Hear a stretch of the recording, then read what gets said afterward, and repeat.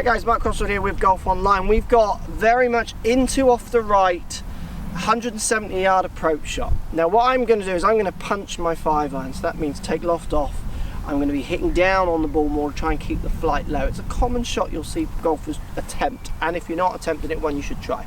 So it requires me to put the ball back in my stance, handle forwards, weight forward, and feel like I'm hitting down on this ball to send it in there low.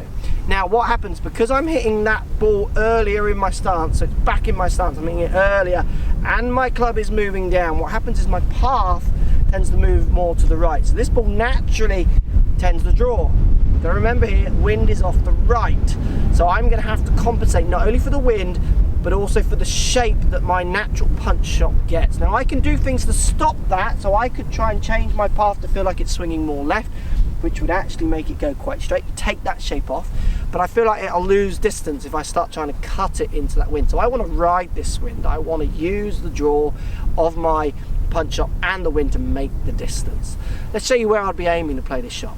So if there is no wind, I would aiming at the right side of this green.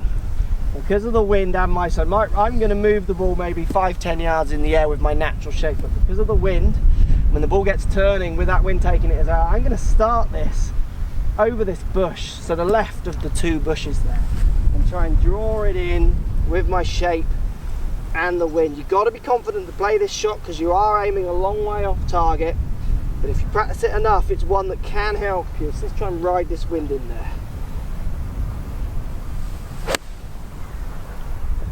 Started over those bushes, coming back.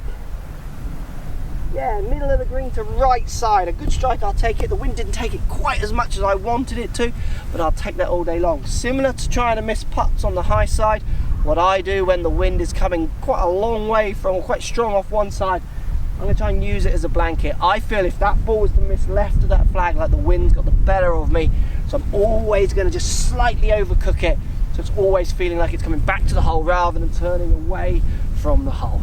Take that every time.